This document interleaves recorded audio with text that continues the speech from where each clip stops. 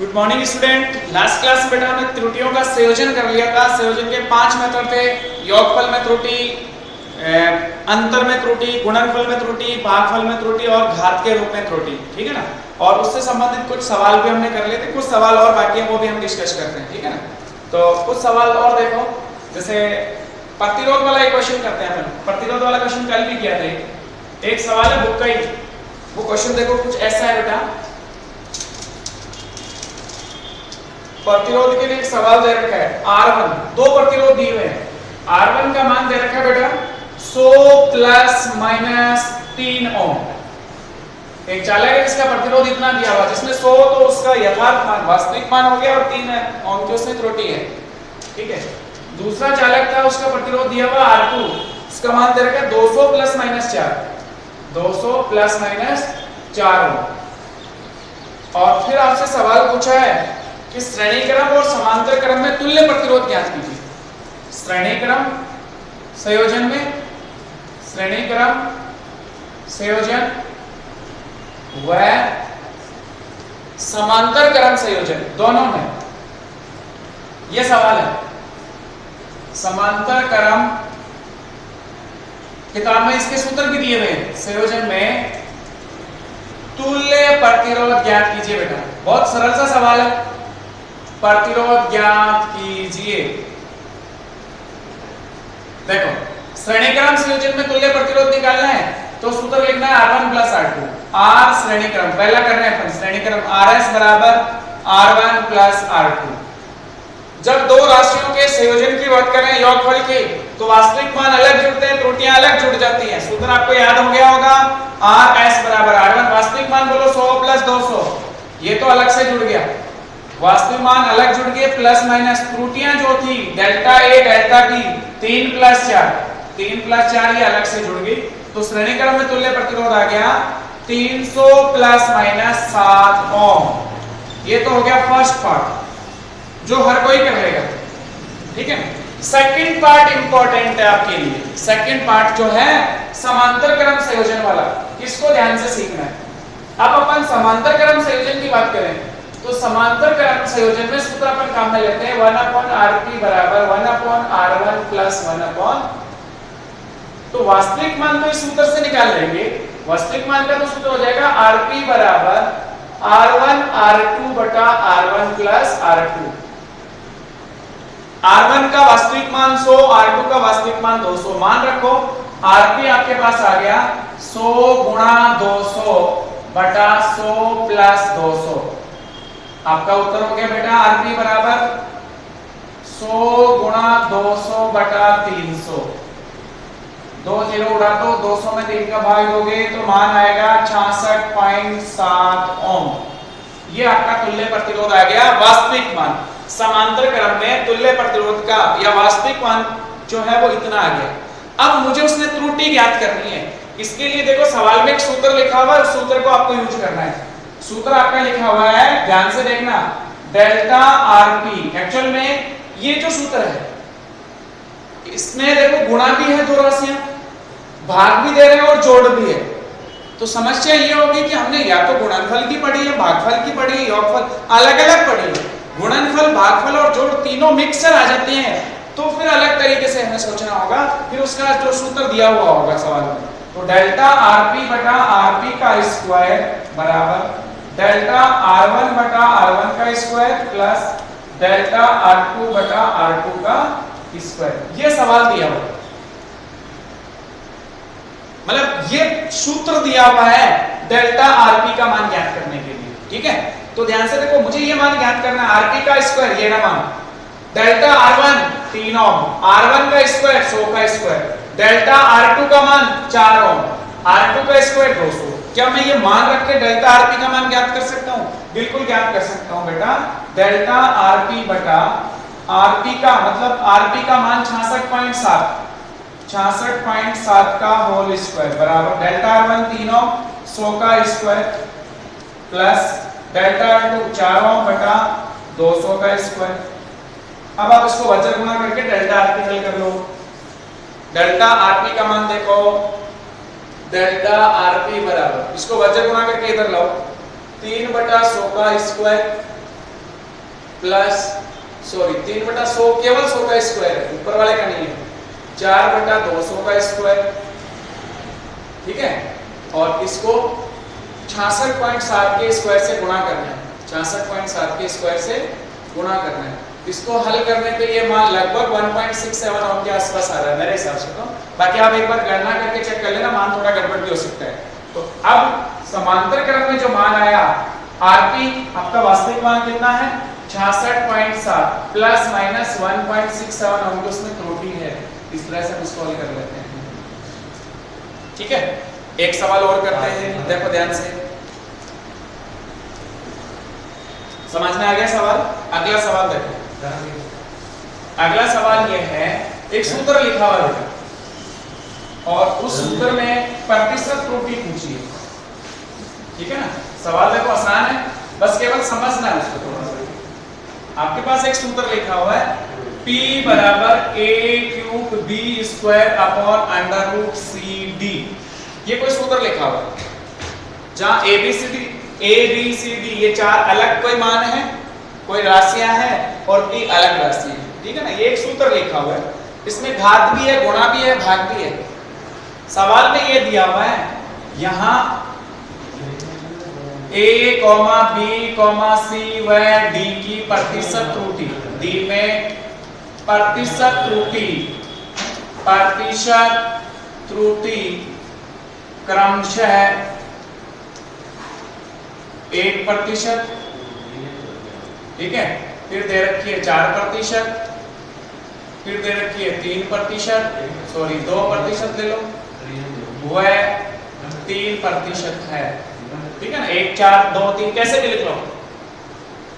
तब P की प्रतिशत त्रुटि ज्ञात कीजिए, P की प्रतिशत त्रुटि ज्ञात कीजिए। P में प्रतिशत त्रुटि ज्ञात करनी है, ये सवाल। सपोज ध्यान से देखो, A की प्रतिशत त्रुटि 1%, तो A की प्रतिशत त्रुटि को कैसे लिखा जाएगा, पहले A की आपेक्षिक त्रुटि डेल्टा A/A गुणा 100%, ये मान दे रखा आपको 1%।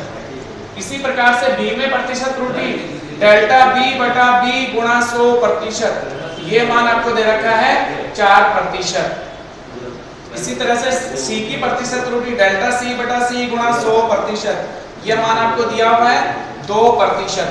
इसी प्रकार से D में प्रतिशत त्रुटि डेल्टा D/D गुणा 100%, ये मान दिया हुआ आपको 3%। ये मान आपको दिए हुए हैं और P में प्रतिशत त्रुटि पूछी है, तो सबसे पहले P की आपेक्षिक त्रुटि लिखो और फिर आप उसमें प्रतिशत त्रुटि लिखो। P की आपेक्षिक त्रुटि, P की आपेक्षिक त्रुटि डेल्टा P/P, बाएं पक्ष में ऐसा ही लिखा जाएगा। A में बोलो A की घात 3 है, तो घात जो है वो पहले आ जाएगी, 3 पहले आ गई, डेल्टा A/A, बीच में प्लस का चिन्ह, गुणा हो चाहे भागफल का, ये आपेक्षिक त्रुटियां जुड़ती हैं। B² में क्या लिखेंगे, twice delta B/B plus C की घात 1/2, C की घात 1/2, C की घात 1/2, C की घात 1/2 है तो 1/2 पहले आ जाएगी और C की आपेक्षिक त्रुटि हो जाएगी डेल्टा C/C प्लस D की घात कुछ नहीं है 1 है तो 1 से कोई फर्क नहीं पड़ेगा, D की आपेक्षिक त्रुटि डेल्टा D/D। ये आपने आपेक्षिक त्रुटि लिखी है बेटा। अब मुझे तो प्रतिशत त्रुटि निकालनी है ना फिर में, तो पूरी समीकरण को दोनों तरफ 100 से गुणा कर दो।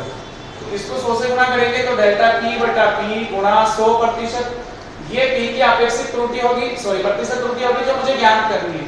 इसको भी पूरी को 100 से गुणा कर लो, 3 डेल्टा A/A गुणा 100% प्लस ट्वाइस डेल्टा B/B गुणा 100% प्लस C में भी ऐसे लिखोगे 1/2 डेल्टा C/C गुणा 100% प्लस D में लिखोगे तो डेल्टा D/D गुणा 100%।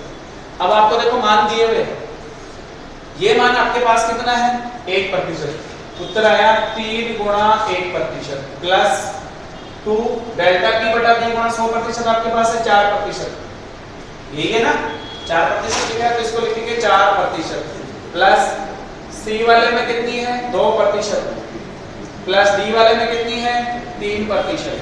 आंसर आ गया आपके पास, ये काट लो, एक बचा यहाँ पे 3 + 8 + 1 + 3, 3 और 1 4, 8 12 और 3 15%। पी की प्रतिशत त्रुटि आ गई 15%, ये आपका उत्तर हो गया बेटा। पी में प्रतिशत त्रुटि कितनी आई? 15%। इस तरह से हमें ज्ञात करना है। ये सवाल को अच्छा सवाल है, इस टाइप के कई सवाल आपसे पूछ सकता है, ठीक है।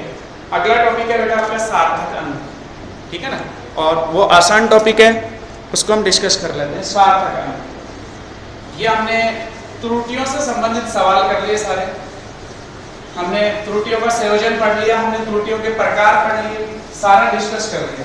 अब अगला टॉपिक अपना बचा है सार्थक अंक, और अंकों का राउंडिंग ऑफ मतलब पूर्वांकन करना, मतलब छोटे डिजिट तक लिखना उसको।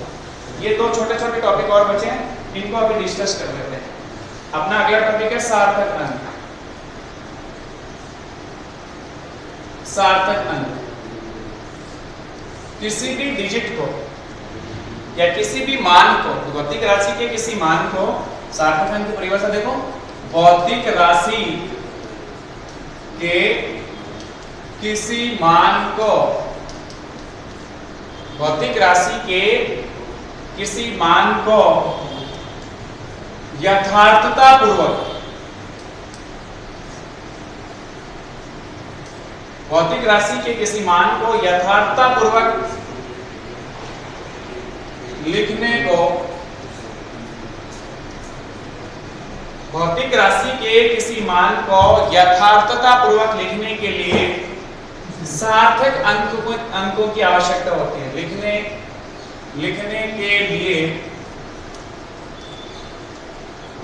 सार्थक अंकों की आवश्यकता होती है। सार्थक अंकों की आवश्यकता होती है। किसी भौतिक राशि के मान को यथार्थता पूर्वक लिखने के लिए सार्थक अंकों की आवश्यकता होती है। इसके कुछ नियम होते हैं, देखो सार्थक अंकों के नियम, कुछ नियम पढ़ लो, फिर उसके बाद सार्थक अंक। किसी मान में जितने सार्थक अंक होंगे, जितने अधिक सार्थक अंक होंगे, वो मान उतना ही यथार्थ होगा। पहला नियम, जितने भी नॉन जीरो डिजिट, ठीक है ना, जितने भी नॉन जीरो अंक होंगे, ठीक है ना, जीरो के अलावा जो अंक होंगे वो सब सार्थक अंक होते हैं। जितने भी नॉन जीरो जिसमें जीरो नहीं आता हो, जितने भी नॉन जीरो अंक होते हैं वो सब सार्थक अंक कहलाते हैं या सार्थक अंक होते हैं। किसी भी अंक में या किसी भी डिजिट में जितने भी नॉन जीरो अंक होते हैं वो सब सार्थक अंक होते हैं। जैसे मैं आपसे क्वेश्चन पूछूं, एग्जांपल लिया मैंने 2 4 6 8, सार्थक अंक बोलो 4, 0.2365 सार्थक अंक बोलो 5, ठीक है ना। इसमें सार्थक अंक 5 हो गए, इसमें सार्थक अंक 4 हो गए, ठीक है ना। इस तरह से आपको पहला नियम ये ध्यान रखना है कि जितने भी नॉन जीरो डिजिट होते हैं, नॉन जीरो अंक होते हैं, वो सब सार्थक अंक कहलाते हैं। दूसरा, दो नॉन जीरो डिजिट के बीच, दो नॉन जीरो अंकों के बीच जितने भी जीरो आएंगे वो सब सार्थक अंक कहलाएंगे। दो नॉन जीरो का मतलब जीरो के अलावा जो संख्या बची, कुछ भी, दो नॉन जीरो अंकों के मध्य आने वाले सभी जीरो या सभी शून्य लिखो हिंदी में, सभी शून्य, इसको नॉन जीरो को अशून्य बोलते हैं, अशून्य अंक, सभी शून्य सार्थक अंक होते हैं। दो अशून्य अंकों के मध्य आने वाले सभी शून्य सार्थक अंक होते हैं। उदाहरण देखो बेटा, जैसे आपने लिखा 2005, सार्थक अंक 4 होंगे। दो अशून्य अंकों के मध्य आने वाले जीरो, दोनों जीरो क्या हो गए? सार्थक अंक। और एग्जांपल सोचो, 1.00056 सार्थक अंक बोलो, ये 1 और ये 5, इसके बीच ये आने वाले शून्य ये भी सार्थक अंक होंगे। तो कितने होंगे? 2 3 5 और 1 6, सार्थक अंकों की संख्या हो गई 6। दूसरा नियम आपको समझ में आ गया होगा, जितने भी शून्य हैं, किनके बीच दो अशून्य अंकों के मध्य आने वाले जितने भी शून्य होते हैं वो सब सार्थक अंक होते हैं, सार्थक अंक कहलाते हैं। दो नियम आपको अच्छे से समझ में आ गए होंगे। तीसरा नियम देखो बेटा, यदि कोई अंक 1 से छोटा है, यदि कोई अंक 1 से छोटा है तो अशून्य अंक के बाईं ओर आने वाले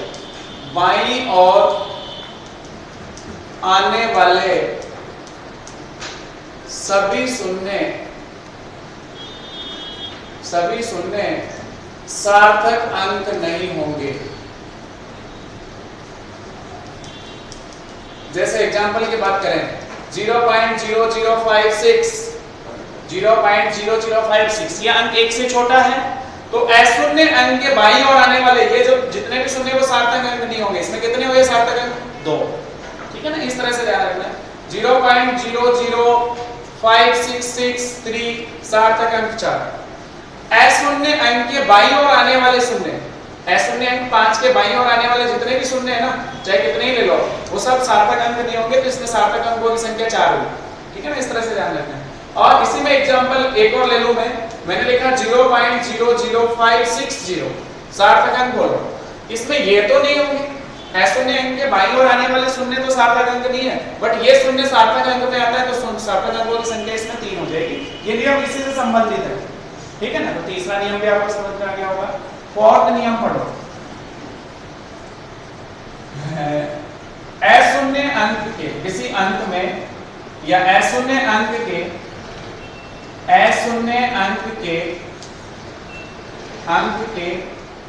दाईं ओर आने वाले शून्य सार्थक अंक नहीं होते। जैसे देखो एग्जांपल 5600 सार्थक अंकों की संख्या तो 5600। अगर इसमें मात्रक नहीं लिखा तो ये शून्य जो है ना वो सार्थक अंकों में नहीं होंगे, और अगर इसमें मात्रक लिख दिया, अगले में मात्रक से संबंधित होगा, मैं लिखूं 5600 किलोग्राम, सार्थक अंकों की संख्या 4। ऐसे समझना, कोई संख्या लिखी हुई है, कोई मान लिखा हुआ है जिसमें अशून्य अंक के दाईं ओर आने वाले शून्य सार्थक अंक नहीं होंगे, यदि उसका कोई मात्रक नहीं लिखा हुआ है। अगर मात्रक लिखा हुआ है तो ये शून्य सार्थक अंक में होंगे, और अगर मात्रक नहीं लिखा हुआ है तो ये शून्य सार्थक अंकों में शामिल नहीं होंगे। इस तरह से हमने ये 5-6 नियम कंप्लीट कर लिए। ठीक है, नियम ध्यान में रखना है। अब देखो पूर्वांकन करना या अंकों का पूर्वांकन कैसे किया जाता है। अगला टॉपिक है आपका अंकों का पूर्वांकन करना, या सार्थक अंक अपन जोड़ बाकी करेंगे ना, उसमें भी फिर ये पूर्वांकन काम है। जोड़ बाकी पूरा भाग में पूर्वांकन काम आता है। राउंडिंग ऑफ डिजिट्स, अंग्रेजी में बोलेंगे राउंडिंग ऑफ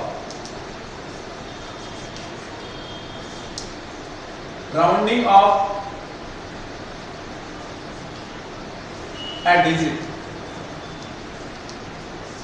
देखो पूर्वांकन करना, अंकों का पूर्वांकन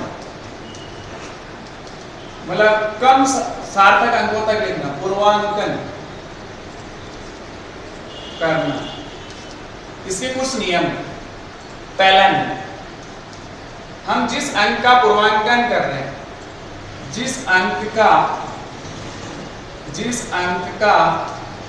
पूर्वांकन करना है, यदि वह 5 से छोटा है तो पहले वाला अंक अपरिवर्तित रहेगा, मतलब उसमें कोई चेंज नहीं होगा, अपरिवर्तित होगा। जैसे एग्जांपल की बात करें, मैंने बोला 5.653, मुझे 3 का पूर्वांकन करना है। 3 5 से छोटा है तो उसको हटा दो, आप पूर्वांकन करने के बाद वैल्यू आ गई 5.65, ये उत्तर है। 3 का पूर्वांकन किया, 3 5 से छोटा है तो पहले वाले अंक पे कोई फर्क नहीं पड़ेगा। सेकंड नियम, अगर नंबर 5 से बड़ा है, जिस अंक का पूर्वांकन करना है यदि वह 5 से बड़ा है, यदि अंक 5 से बड़ा है तो पहले वाले अंक में एक जोड़ दिया जाता है। पहले वाले अंक में एक जोड़ दिया जाता है। जैसे यही सवाल था, मैंने इसको लिखा 5.6656, मुझे 6 इस अंक का पूर्वांकन करना है। ठीक है, लास्ट से करते हैं अपन दाहिनी तरफ से। तो जब इस अंक का पूर्वांकन करना हो तो ये अंक चेक करो कि ये 5 से बड़ा है, तो पहले वाले अंक में एक जोड़ दो। तो पूर्वांकन का मतलब इसको यहां से हटाना है, तो आंसर आया 5.66, ये उत्तर। अब ध्यान से देखो, दो नियम और हैं छोटे छोटे। अगर अंतिम अंक 5 हो और 5 देखो 5 से छोटा बड़ा, 5 जो है 5 से नहीं तो छोटा है ना बड़ा है, मतलब अगर 5 और 5 से पहले सम संख्या हो तो उसमें कोई फर्क, मतलब उसका पूर्वांकन या वो अपरिवर्तित रहेगा। तीसरा नियम जो है वो ध्यान से सुनो कि ऐसा एग्जांपल है, मैंने लिखा ये 5.65, अब मुझे इस 5 का पूर्वांकन करना है, मुझे 5 का पूर्वांकन करना है। इससे पहले वाला अंक जो है ना वो सम संख्या है। कैसा है? सम। तो इसका पूर्वांकन करने के बाद आंसर आया 5.6, ये अपरिवर्तित रहेगा, 5.6 ही आंसर आएगा। तीसरा, चौथा नियम, अगर इससे पहले वाला अंक विषम हो 5.35, अब मुझे 5 का पूर्वांकन करना है, तो 5 का पूर्वांकन करने से पहले वाला अंक विषम है, अगर ये विषम है तो आपका आंसर आ जाएगा, इसमें एक जोड़ दिया जाएगा 5.4, ये उत्तर होगा। इस तरह से इसके हम 4 नियम पढ़ेंगे और चारों नियम आसान है, ध्यान से आपको समझने हैं। अब जैसे मैं इसका यूज कहां करूंगा, ठीक है ना, इस चीज का यूज कहां करना है, उसके लिए देखो मैं एक एग्जांपल कराता हूं आपको, उस एग्जांपल से आपको क्लियर होगा। जोड़ बाकी गुणा भाग में इसको यूज करते हैं। जैसे मान लो 4 राशियां जोड़नी है, 4 राशियां जोड़नी है और जोड़ने पे बाद हम उसका पूर्वांकन करें या पहले पूर्वांकन करें वो चेक करते हैं। देखो एक जोड़ लिखता हूं मैंने लिखा 7.8 metre plus 12.85, 12.85 metre plus 0.142 metre. इसका जोड़ आपके पास आया सपोज 20.792 मीटर। क्या जो जोड़ आया है वो सही मान है या मैं बोलूं कि ये यथार्थ मान है? यथार्थ मान को कैसे चेक करना है? तो हमें इसको ऐसे चेक करना है कि आपकी दशमलव के बाद सार्थक अंकों की संख्या कम से कम कितनी है? 1। इसमें 1 है, इसमें 2 है, इसमें 3 है। तो दशमलव के बाद सार्थक अंकों की संख्या कितनी है? 1। तो हम जब इसका पूर्वांकन करें तो हमें भी दशमलव के बाद 1 की संख्या चाहिए, वो हमारा यथार्थ मान होगा। जोड़ बाकी गुणा भाग में कैसे चेक करना है कि हमने जो मान जोड़े 3 राशियों में उसमें दशमलव के बाद चेक करो कि सबसे कम यथार्थ या सबसे कम सार्थक अंक किस राशि में, सबसे कम सार्थक अंक 1 है, तो जोड़ने के बाद जो मान आएगा उसमें सार्थक अंक दशमलव के बाद 1 ही होना चाहिए। ठीक है, तो हमारे पास तो 3 है, तो हम इसको 1 करेंगे, तो हम इसका क्या करेंगे पूर्वांकन? 2 5 से छोटा पहले वाला अंक ऐसे कैसे, फिर मुझे 9 का करना है, 9 5 से बड़ा पहले वाले अंक में 1 जोड़ दिया जाएगा, उत्तर आ गया 20.8 मीटर। ऐसे लिखना होगा इसको। आपको ये पता होना चाहिए कि पूर्वांकन क्यों किया जाता है। तो आपको ये चीज ध्यान में रखनी है कि जब हम कोई राशियां जोड़ते हैं, घटाते हैं, जोड़ घटाने या गुणा भाग में किसी एक राशि में या जो भी राशि हम ले रहे हैं उनमें से दशमलव के बाद कम से कम कितने सार्थक अंक है उतने ही हमारे जोड़ बाकी गुणा भाग के बाद होने चाहिए। हमने चेक किया कि भाई 1 था, इसमें 1 का सार्थक अंक, इसमें 2 है, इसमें 3 है, तो हमें हमारा जो उत्तर है उसमें सार्थक अंक 1 ही चाहिए दशमलव के बाद, तो हमारे पास वो 3 है, तो हम इसका क्या करेंगे पूर्वांकन, राउंडिंग ऑफ। 2 5 से छोटा कोई चेंज नहीं होगा पहले वाले में, 9 5 से बड़ा पहले वाले अंक में 1 जोड़ दिया, उत्तर ही आ गया। और एग्जांपल देखो, और भी है मेरे पास एग्जांपल। जैसे देखो गुणा का कोई क्वेश्चन था, लंबाई गुणा चौड़ाई गुणा कुछ कर रखा था, लंबाई चौड़ाई। तो देखो गुणा वाला एक सवाल था, मेरे पास 6.5432 को गुणा किया हुआ है 0.035 से। ध्यान से देखो सार्थक अंक 2 अंक है आपके पास, एक ये वाला और एक ये वाला। इसमें दशमलव के बाद 4 अंक, सार्थक अंकों की संख्या 4, इसमें सार्थक अंकों की संख्या 2, ये मान 1 से छोटा है, ये मान 1 से छोटा है, तो अशून्य अंक के बाईं ओर आने वाले शून्य सार्थक अंक में काउंट नहीं होंगे, तो ये मेरे पास सार्थक अंकों की संख्या 2 हुई दशमलव के बाद। इसके गुणा के बाद मेरे पास आंसर आया सपोज 0.02993। अब मुझे क्या करना है, इसकी राउंडिंग ऑफ करनी है, मुझे इसका पूर्वांकन करना है। दशमलव के बाद मुझे 2 सार्थक अंक चाहिए, 3 5 से छोटा कोई चेंज नहीं, 9 5 से बड़ा पहले वाले अंक में 1 जोड़ दिया जाएगा, 10 5 से बड़ा है तो फिर पहले वाले अंक में 1 और जोड़ दिया जाएगा, तो आंसर आ गया 0.23। ऐसे चेक करना है, ठीक है। तो इसका आपको राउंडिंग ऑफ का मतलब भी समझ में आ गया, कैसे काम में लेना सवालों में, गुणा भाग में किस तरह से हम चेक करेंगे, ठीक है ना। कोई दिक्कत नहीं आएगी बेटा, बहुत आसान सवाल है। तो ये वाला टॉपिक भी खत्म हो गया, अगली क्लास में अपन पढ़ेंगे मापन। Thank you.